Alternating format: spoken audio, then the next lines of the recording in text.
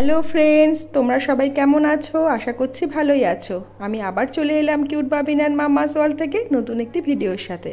চলো, আজকে আমি তোমাদের সঙ্গে শেয়ার করছি আমাদের এখানে ত্রিবেণী ডাকাত কালীবাড়ি। নিশ্চয়ই সবাই নাম শুনেছ। তো চলো, এটা একটু তোমাদের সঙ্গে আজকে শেয়ার করছি। তো আমি যেটুকু জানি সেটুকুই তোমাদেরকে বলছি। তো তোমরা দেখো, স্কিপ না করে, আশা করি খুব ভালো লাগবে। একসময় রঘু ডাকাত আর বীর ডাকাতের ভয়ে কাঁপতো গোটা বাংলা। আর সেই রঘু ডাকাতের হাতেই প্রতিষ্ঠা এই কালী মন্দির, যেটা কিনা রয়েছে ত্রিবেণী বাসুদেবপুরে। তো একসময় সাধারণ মানুষ এখানে আসতে খুব ভয় পেত, ছিল ঘন জঙ্গল এখানে, যার জন্য সবাই আসতে ভীষণ ভয় পেত এখানে। তা এখনও রাত 12টার পরে এখানে কেউ থাকতে পারে না। আর ডাকাতরা যখনই তহবিল লুট করতে যেত তখনই মায়ের পুজো করত, আর কাজ সম্পূর্ণ করে এসে ধুমধাম করে মায়ের আরাধনা করত। তো শোনা গেছে যে এখানে রঘু ডাকাত আর কি নরবলি দেওয়ার প্রথাও প্রচলন করেছিল, যেখানে নাকি নরবলিও দিত। তা এরকম জানা গেছে যে রামপ্রসাদ একসময় এখান থেকে ত্রিবেণী গঙ্গার ঘাটে যাচ্ছিল, সেই সময় ডাকাতদের হাতে আটক হয়। সেই রাতেই রামপ্রসাদের বলির জন্য প্রস্তুত করা হয়। তো রামপ্রসাদের শেষ ইচ্ছা জানালে বলে যে মাকে একটা সে গান শোনাতে চায়। তো তারা সেটা অনুমতি দিলে রামপ্রসাদ গান শোনাতে চাইলে তখন রঘু ডাকাত হাড়ি কাটে দেখে মাকে। তখন সে তার আর কি নরবলি বন্ধ করে তার অস্ত্র মায়ের হাতে তুলে দেয়। সেখান থেকে নরবলি এখানে নাকি বন্ধ করা হয়েছে।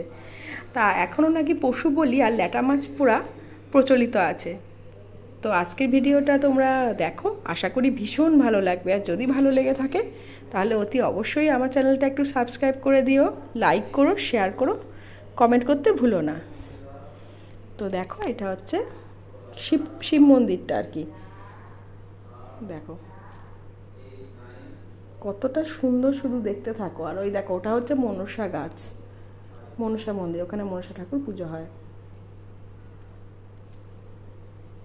তো কতটা সুন্দর দেখো, এখানে মনসা পুজো আর কি করা হয়, কত সুন্দর, শুধু দেখো।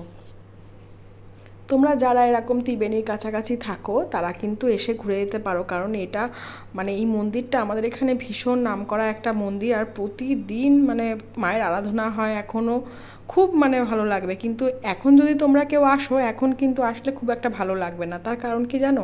এই দেখো, আমি তোমাদেরকে দেখিয়েছি ভিডিওতে যেরকমভাবে এটা আর কি মেরামত করে নতুন করে আবার মন্দিরটা ভালো করে করা হচ্ছে। তা আমি তো জানতাম না, আমি গিয়েছিলাম, আমি যে গিয়ে দেখলাম যে এরকম এরকম ব্যাপার। তা ঠিক করলাম যে তোমরা এখন এটাই যেটুকু পারলাম শেয়ার করলাম, দেখো। তা আবার যখন পুরো কমপ্লিট হবে তখন আমি আবার তোমাদের সঙ্গে শেয়ার করব এই পুরো মন্দিরটা। আর এখন তো তোমরা শিব ঠাকুর, মনসা ঠাকুর এগুলো দেখলে, তো তোমরা ভিডিওটা দেখতে থাকো লাস্ট অবধি। ডাকাত যে কালী মা, সেটাও তোমাদেরকে আমি দেখাচ্ছি। দেখো কত সুন্দর, দেখো চারিদিকে সব কাজ হচ্ছে বলে না, বাসে চারদিকটা ইয়ে করা পুরো কিছু, যার জন্য তোমাদেরকে ভালো করে দেখাতেও পারিনি আমি মন্দিরটা বা মন্দির চত্বরটা। দেখো দেখো, এটাই হচ্ছে সেই মায়ের দরজা। শুধু মায়ের মুখটা তোমরা দেখো, দেখলেই গাটা ভার হয়ে যায় এখনো, এতটা জাগ্রত, বুঝেছো?